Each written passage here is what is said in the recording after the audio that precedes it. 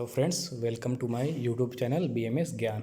आज हमको स्टार्ट करना है मूर्छन संस्कार। तो भारत के अष्टविध संस्कार में हमने पढ़ लिया है। पहला जो था स्वेदन संस्कार और दूसरा मर्दन संस्कार। तो अगर आपने अभी तक स्वेदन संस्कार और मर्दन संस्कार की वीडियो नहीं देखी है तो आप हमारे चैनल की प्लेलिस्ट में जाके देख सकते हैं। तो चलिए शुरू करते हैं मूर्छन संस्कार।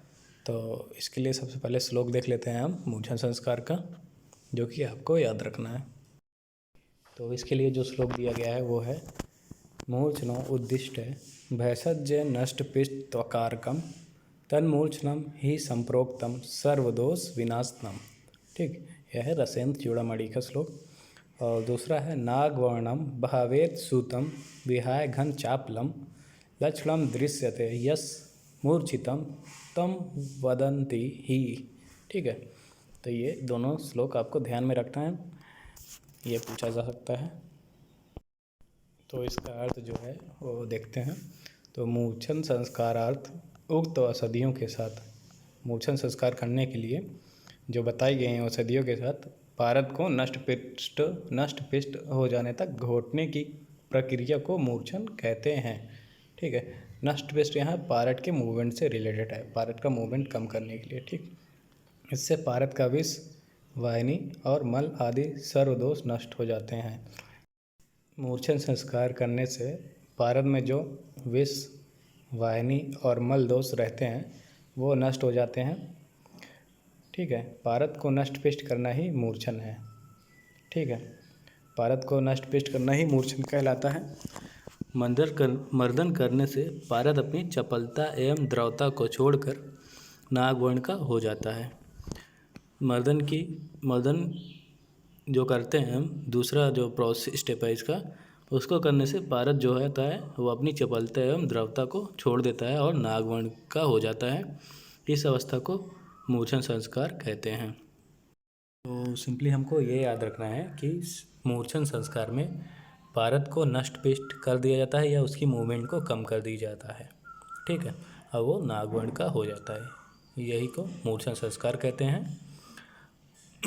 ठीक है, इसके बारे में अब देख लेते हैं हम कि क्या क्या यूज़ करना है हमको। तो मूर्छन संस्कार करने के लिए हमको घृत कुमारी का यूज़ करना है, त्रिफला और चित्रक का यूज़ करना है। यहाँ पे घृत कुमारी जो होगा वो पारद का जो मल दोष रहेगा उसको नष्ट कर देगा, उसको दूर कर देगा। और चित्रक जो रहता है वो पारद का विष दोष नष्ट कर देगा। और त्रिफला से पारद का जो अग्नि दोष रहता है, पारद में अग्नि दोष जो रहता है उसको वो निकाल देगा या नष्ट कर देगा। ठीक है, तो ये सभी को हमको 116 पार्ट में लेना है और 7 बार मर्दन करना है पारद के साथ। ठीक है, तो इससे जो पारद में ये तीनों दोष रहेंगे वो नष्ट हो जाएंगे और इसी क्रिया को हम मूर्छन संस्कार कहते हैं। एक बात आपको ध्यान रखना है कि इसमें हमको घृत कुमारी का गूदा लेना है, त्रिफला और चित्रक मूल का चूर्ण लेना है। ठीक है, तो इसके बाद हम देखते हैं इसका विधि कैसे हमको क्या करना है इसमें प्रोसेस। तो सबसे पहले हमको पारद का 116 पार्ट, घृत कुमारी, त्रिफला और चित्रक मूल चूर्ण लेना है।